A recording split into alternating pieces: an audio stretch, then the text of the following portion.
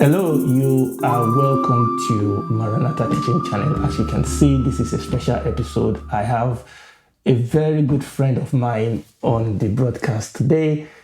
He's a friend, he's a colleague, he's a fellow servant in the house of the Lord. We call him Pst Bisi. Pst Bisi, you're welcome. Thank you, sir. Praise the Lord. Praise Hallelujah. the Lord. We're going to pray. I know I've not introduced him completely. We're going to pray, then I'm going to ask him to introduce himself. Let us pray. Our Father and our God, we thank you so much for this opportunity you've given us to sit at your feet, to look at your word.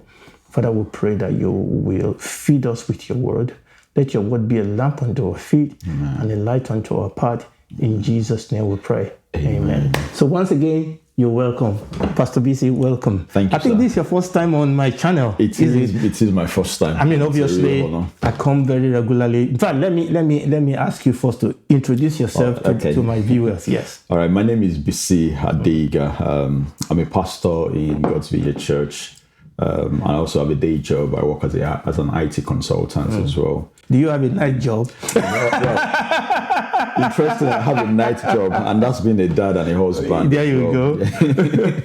Yeah, so it's a real privilege to be here. You know how much I enjoy your teachings and to be brought to your podcast and to talk to you and talk to your viewers. I think it's a real privilege. Thank you so much for bringing me. You're welcome. It's a privilege. And just like he said, he's the pastor of our church. We both attend God's Vineyard Church, and he's the pastor of our church at GVC Birmingham. And I go regularly by the grace of God to be with them every second Sundays of the month by the grace of God. And I always look forward to being there. Praise the Lord. Hallelujah. Today, what we want to talk about is the subject of faith. Yes, sir. And I believe the Lord has been quickening some things to... In fact, I'll just call you Bisi. Is that okay? I actually prefer that, I prefer that. Thank you, sir. Praise the Lord. So the Lord has been quickening some things to Bisi's heart that I believe that will benefit all of us. So before we do that, I'm going to read just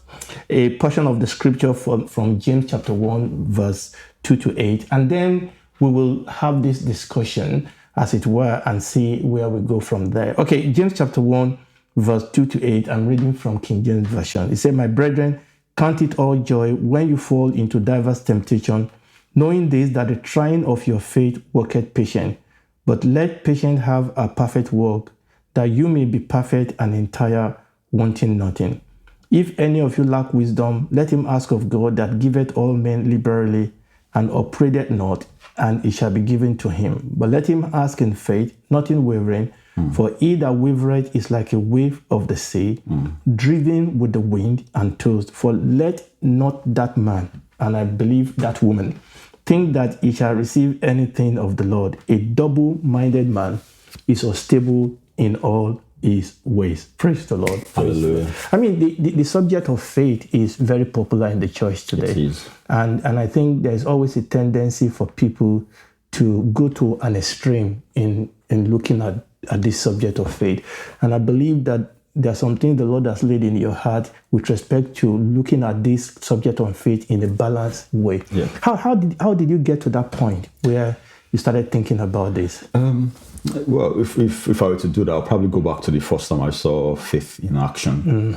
At a very young age, I had a brother who was born again before most of it.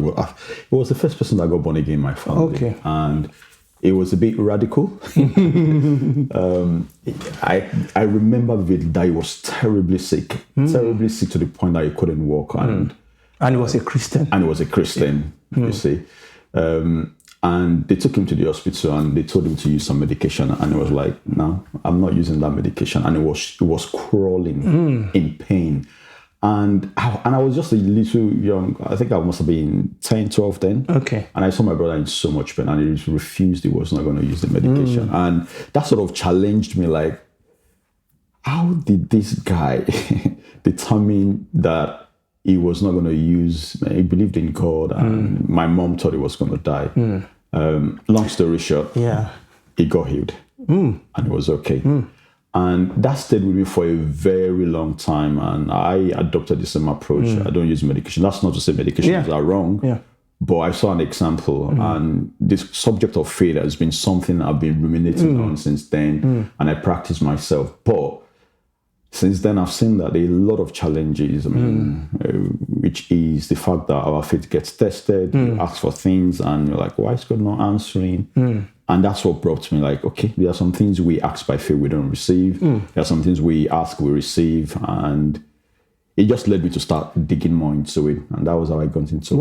Wow, that is absolutely fantastic. And we're definitely going to get into that. You know, when your brother was passing through all that and was believing God, was he kind of like, I'm happy to go through what I need to go through while I'm believing God? Was that attitude that he was having? It was dogged. Okay. He was not willing to bend. He was not willing to change. And I think my understanding, I haven't gone through almost something similar as a believer. When I gave my life in uni, I had this terrible tummy ache. And in my head, I thought, this is what I told myself. I said, God, I'm going to be here waiting for you to heal me because I believe you can heal me. If you don't heal me, you may be naive. I was a young Christian then. So if you don't heal me, when I get to heaven, I'll say, well, the reason I'm here is because you refuse to heal me. And that sort of hit a chord for me because I sort of feel like that was what it must have felt. So look, I'm going to believe God dying. And that was not different from the Old Testament. These three Hebrew men, I said, if God does not save us, we're ready to just die believing God. And I think that's a really strong faith that makes you think, look, I'm not going to move. I'm going to believe God. Even if I die because I believe in God. And that's faith, isn't it? Yeah. Because the Bible did say that faith is the substance of things hoped for, the evidence of things not seen. Because I was just thinking about that, really, that if you know that this is the truth, you are ready to go through whatever it takes because you know that is the truth. When we look at faith from Scripture, you realize that there's an aspect of having faith in the person of Jesus. So from the place we've just read now, you see Paul talk about faith in two areas. He talked about that the persecution, the trying of your faith. And then he then went down later to say, if you want to receive something from God, don't be wavering. So there are two levels of faith here. The first faith is the fundamental faith in the person of Jesus. And the disciples of the apostles, they were persecuted for that faith in the person of Jesus, in the message of Jesus, in the fact that Jesus died and he resurrected, a major distinction between Judaism and the message they brought. So they were tested for that. But he then talked about the second faith, which is the faith to believe, to receive from him. But what I realized is, from what you said now, like the reason why many of them died was because they believed in that message. They were willing to die for it. And oftentimes we don't usually count that as faith. Because that is actually the fundamental of faith. That's why faith actually started. Before we then go to, I want to have faith to receive from God. But the first thing is the fundamental faith in Jesus, his message, and what he stands for. Wow. That is absolutely important. Putting those together, actually, that faith is fundamentally in a person. Yes. And that faith comes from us knowing him as he's been revealed in his word. And that this second level of faith, if we can put it that way, of us asking and receiving from him is actually built upon that knowledge. Yes. Wow. I think we need to look a little bit more into that. So yes, over to you. So that's the fundamental thing. And the reason why I got to that point is I've been through, like many of your viewers, probably gone through stuff in their life where you have faith to receive from God, which there's nothing wrong. Part of the reason why Jesus Christ died for us is to give us things, to make things available to us. But something like Christian, you ask for some things and it's not happening. And this is what I realized, that, and I'm going to be careful in my choice of word, that faith will be tested and faith has to be tested. So, and what I mean by that is, by faith has to be tested is, when Paul was saying, so faith without work is dead. So you have to put your faith to test, in quotes. So, for example, you believe God is going to do something for you, you have to put that faith to. And the reason why maybe in our generation we're not seeing so much of the move of God, could it be because we're not putting our faith to work? We're not trying what we call faith. First of all, we're not putting that to work. That's the first thing. And the second one I mean by our faith will be tested. Once you then try that, to say, okay, I believe in Jesus, Jesus will do this for me. Your faith will then be tested. And that test is important for every one of us. All of us, we go through that test of faith, whether it is faith in the message of Jesus, or believe what we believe in him, whether it's our faith in receiving something from him. For example, when Jesus was talking to Peter, was telling him, look, your faith is going to be tested. And I hope that it doesn't fail. It's almost like an exam that we go through. Like our faith will be tested. We will see mothers who are trusting God for the fruits of the womb. And they believe, but nothing seems to happen. You see somebody who is trusting God for admission, whatever it may be, or a job. They believe, but it's not happening. That's the point where God tests your faith. He's putting your faith to test because you've tested it, you've tried him, but he's testing you. So the message is don't give it up, because God is working something through it, basically. Fantastic. I mean, this is really, really an important subject that I believe that all of us that walk in faith, that live the life of faith, we really, really need to be aware of this. You know, there was a time I was looking at this subject of faith, and I realized that in the Bible, in the Old Testament, actually the word that was used for faith is the same word for faithfulness. Okay, it's faithfulness. And when you talk about faithfulness, you're talking about a relationship to a person. A relationship to a person. And when we read the Hebrews chapter 11, this Hall of Fame of faith, most of the people that are listed in that chapter would not have considered the act they did, would not have considered it as faith.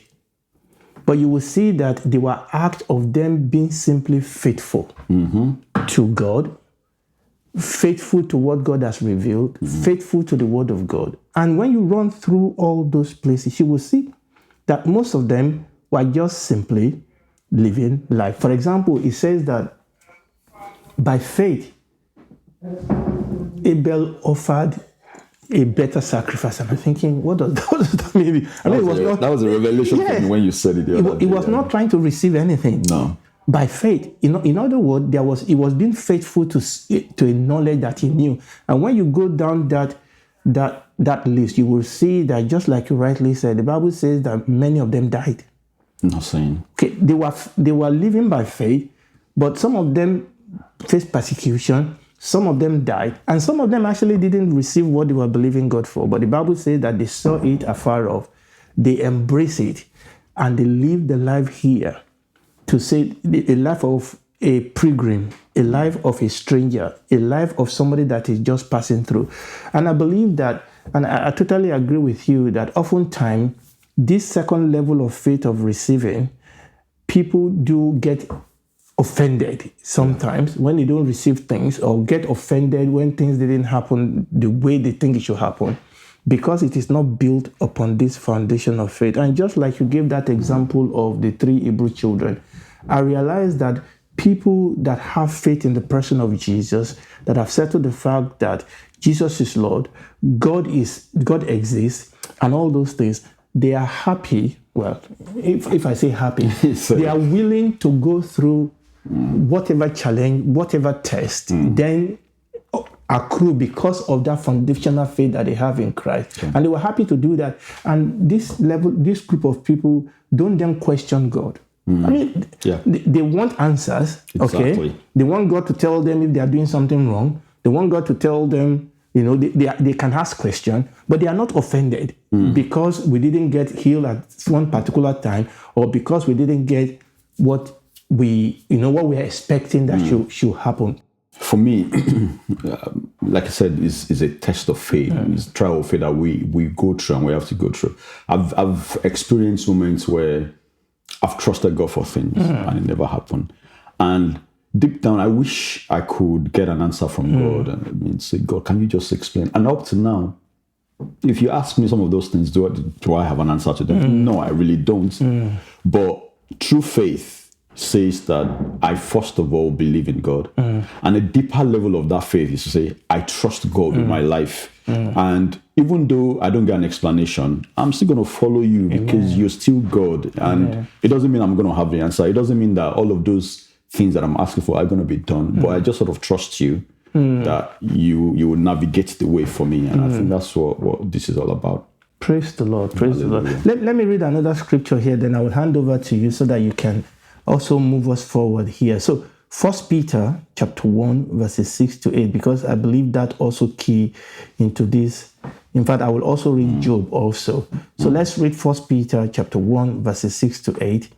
Wherein you greatly rejoice, though now for a season, if need be, you are in heaviness through manifold temptations, that the trial of your faith, being much more precious than gold, that perisheth, though it be tried with fire, might be found unto praise and honor and glory at the appearance of Jesus Christ, whom having not seen you loved, in whom though you see him not, yet believing, you rejoice with joy unspeakable and full of glory. Then I will read that Job chapter 13, verse 15. Yeah. Job said, and Job went through a lot. He did. And Job said, though he slay me, yet will I trust him, but I will maintain my own ways before him. Praise the Lord. Okay, let me allow you to tell us more about this. So yeah, this is another, again, like I said, he was talking about the temptation of faith, or their faith. I think if you go through the first few verses, Peter was talking about how they were scattered abroad and the temptation they went through. And it was emphasizing the fact that even though you've not seen him, yet you believe that he is God and is coming back. And I think that's important, because when I read this place, I remember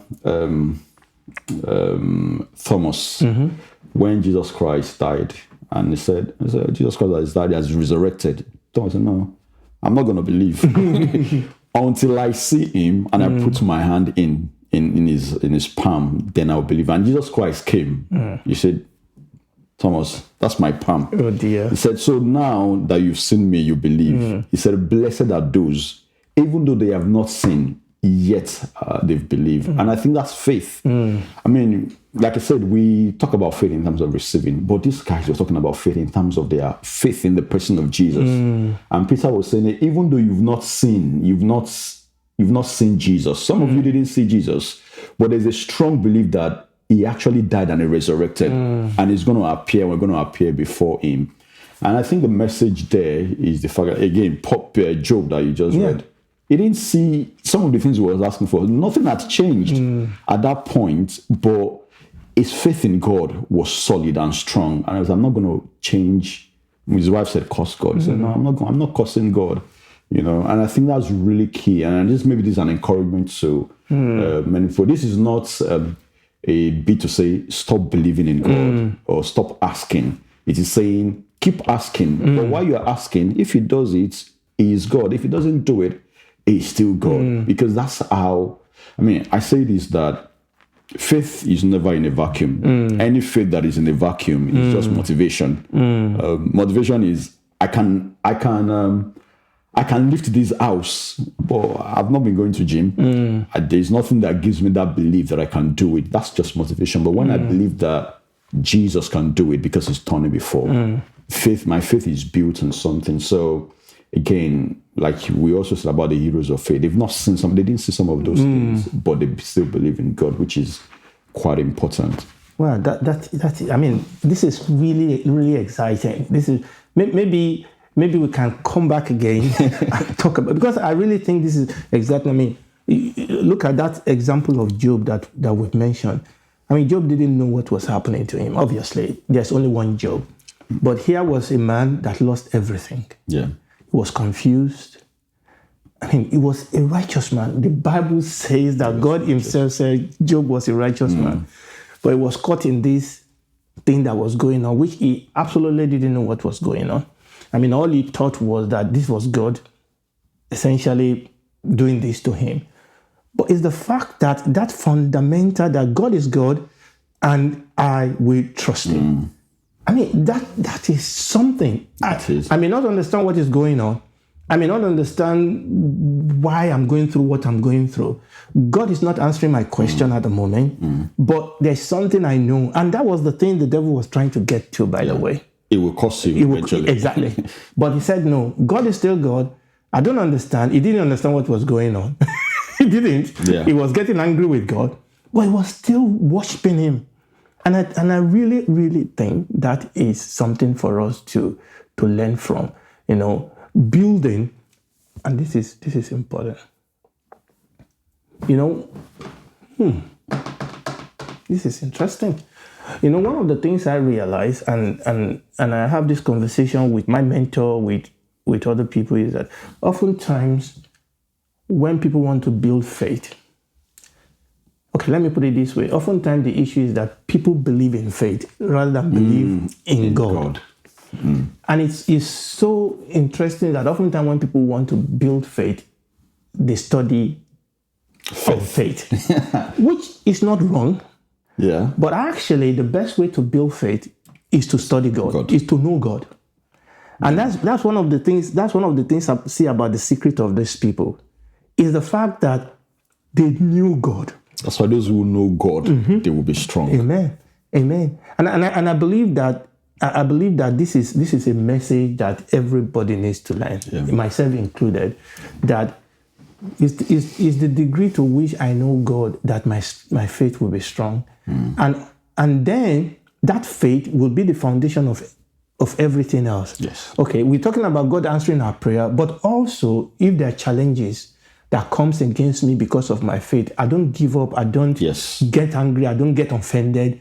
If I pass through the valley of shadow of death, I don't believe that God has left and taken a break. It's because I know that I'm passing through this because of my faith. And that foundation of faith will actually see me through this. Is there any other thing you want to add as we begin to run down this? And we're going to have this again. I think we'll call this part one. Okay? Yeah, again, if there's anything, is the fact that faith will be tested and tried. And I think, for me, I think in my in my walk with God, I've sort of, when God has a way of beating you to shape. And I think I've trusted God for so many, or have faith for so many things, that some of them happened. Some of them happened immediately. Some of them took time to happen. Some of them I'm still trusting God for. But over the years, I've learned to take the path of a deeper level of faith. And I think, and this is not to say that I don't get tested and I don't complain to God sometimes. I just say, God, why? But why me? Sometimes you get to that point sometimes. But the whole point of this is to remind me and to remind ourselves that God takes us through. And the deeper level of faith that I've reached now, or I'm trusting God to be stronger in, is where I just trust God. I just trust Him for my everyday. I trust Him for everything. I'm trusting Him. Sometimes I'll give you a perfect example. Like, I'm trusting God for direction for certain things, and God just keeps quiet. Like, God, you said I should ask you, and I'm asking you. You're not saying anything. But deadline is coming. I need to make a decision. I don't make those decisions out of fear.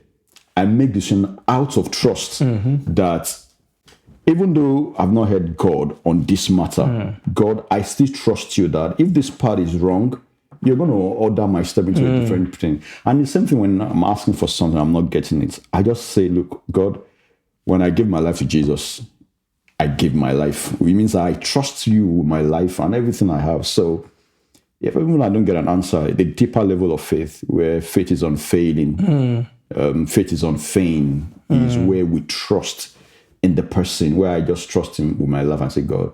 I mean, if you remember the story of Peter, Jesus was telling him, I have prayed for you so that your faith will not fail. It was not faith to receive anything from God. It was sort of about, I hope your faith in me is not going to fail, because if your faith in me fails, there will be no point anymore. And all of these things that we do will go to waste. So Jesus was praying for him. So, and I think for me, that's the faith. That's the deeper level of faith, is like I'm trusting God, whether it comes to save Israel, he didn't save Israel. I still trust him that he is God and he knows what he's doing. And I think that's what we need to emulate or continue working on. That's interesting. You know, when you mention the case of Peter there, it just reminds me of John the Baptist. I mean, here was somebody that was born primarily to be a foreigner of Jesus. I mean, he literally laid down his life to say, this is the man. But the time came in John the Baptist's life when he was in prison, when he sent a message to Jesus, are you the one? Or you will be expecting somebody else. And it's interesting what the Lord Jesus did there. Because you will notice that he didn't actually tell I am the one. He didn't say I'm the one. He didn't even tell them. The Bible says when they were there, he healed the sick, opened the eyes of the blind, did all those things, and then sent the messenger back. Go and tell John what you've seen. The blind say, the dead are raised, the lame walk, and blessed is he that is not offended in me. And interestingly enough, when those people left, he then started talking about John. that is the great man. I'm thinking, look at really what the Lord Jesus did. Because when you read the commission of John in the Old Testament, he actually talked about everything that the Lord Jesus just did. Yeah. And he was just telling John, believe in the word. Exactly. Believe in me, because I am fulfilling that which the scripture have said. And I really believe that this is very, I mean, just like you said, you know, I've been through a lot, and I still pass through a lot of things. And sometimes people sometimes ask, why don't you just give up? Why do you still carry on? It's because of this fundamental. God is good. Yeah. I trust the Lord. Okay. And my trust in God is not based on whether I get what I wanted from him. Yes. It would be nice to get those things. I want it. It would be nice to get those things. And I realize that God is God. I'm not God. I don't know all the details. One thing I always believe God for is, if what I'm passing through is because of a mistake or a sin in my life, reveal it to me. If I am the one holding back the what God wants to give me, yes, I want God to reveal that to me, and I want to confess my sin, and I want to change my ways if I am the one hindering those things from coming in. But if not, I am happy to just trust God on the mountain and trust him on the hill. I think you want to add something there. You hit two chords now. I'll quickly go through them. When you were talking about John there, I think what struck me was the fact that Jesus was saying, John, I have done this before. You've seen me do it before. And if all of this that I've done before does not convince you that I'm the one, well, absolutely, I don't know what else to tell you. And I think God does the same thing to us sometimes. When I say, okay, I need a job, and then you come to church and you hear people giving testimony.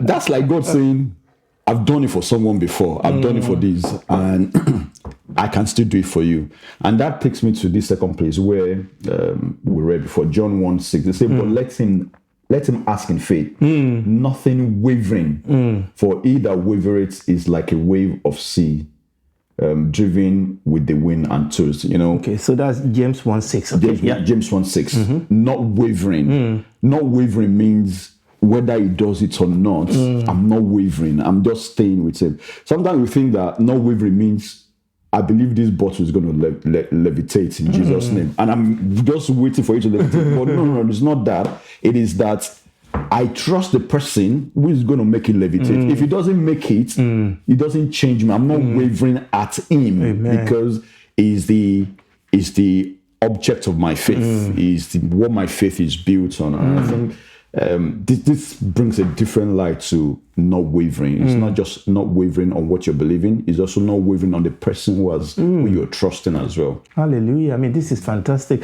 Let me add one or two more things to this, and then we'll wrap it up. You know, I remember a couple of years ago, and I'm very sure, I don't know whether you remember this, because you did come and make a comment about that sermon. I give a sermon here. This was a couple of years ago. It was one of those months when we were talking about Thanksgiving.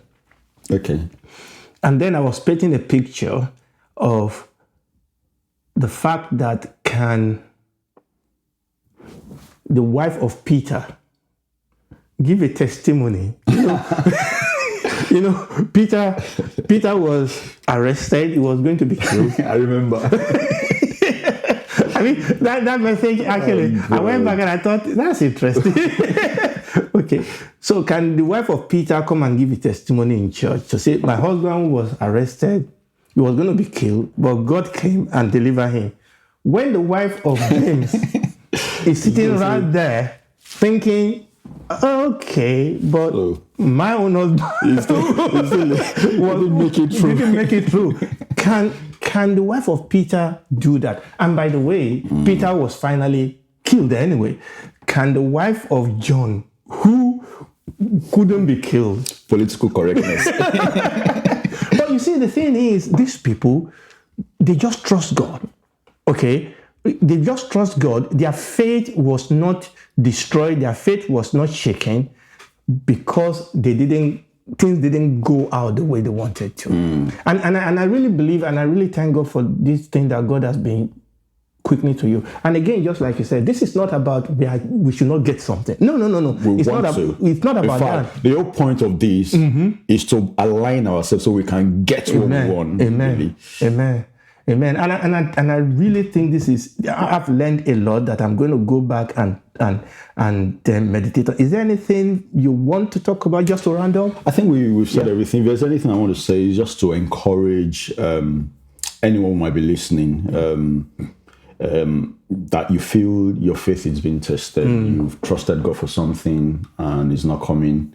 A mother who is trusting God for a change in the life of their child, and they've prayed and they're not seeing a change. Someone who is trusting God for a life partner and is not coming to. Someone who wants a job or a visa issue. All of these things they are practical issues that we go on. It's not just quoting the scripture now, it's the reality that we go through. And it's important to, first of all, understand that God has not forsaken you. He's not left you. He is with you. And our faith in God should first be solid while we wait on God. And God will always come through. Amen. It may not be the way you want it, but no man who trusts God is ever ashamed. Amen. Is ever disappointed. So my encouragement to you is keep believing in the person of Jesus. Keep holding on to him. It will come true. Once you trust God with your life, nothing else. Amen. It may not be exactly the way you want it, but God will always come true for you. Praise the Lord. Praise the Lord. Praise the Lord.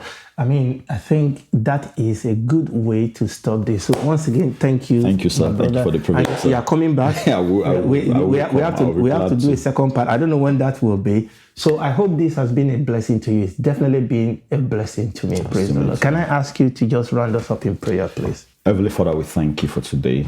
The Bible says the entrance of your word gives light and illumination. We thank you, God, for your word that you've given to us. The ability to be able to trust in you, for you even dying on the cross and resurrecting to show that you are Christ and you are God indeed. Especially in a world where there's a huge debate about whether you resurrected or not, but our faith is solid in you. We know you died. We know you resurrected because you live in our hearts. We want to pray, oh God, that you will strengthen our faith in you in Jesus' name. Lord, I want to take this opportunity to pray for anyone watching this who is trusting you for something. Lord, first of all, I pray that their faith in you will not fail in the name of Jesus. That their faith will wax strong and stronger in Jesus' name. Lord, we also pray that you will encourage them by letting those things happen for them. It will happen for them in a way that aligns with your will. In the name of Jesus. Lord, if there's any way that we're missing the track, Lord, you will open our eyes to it and guide us through.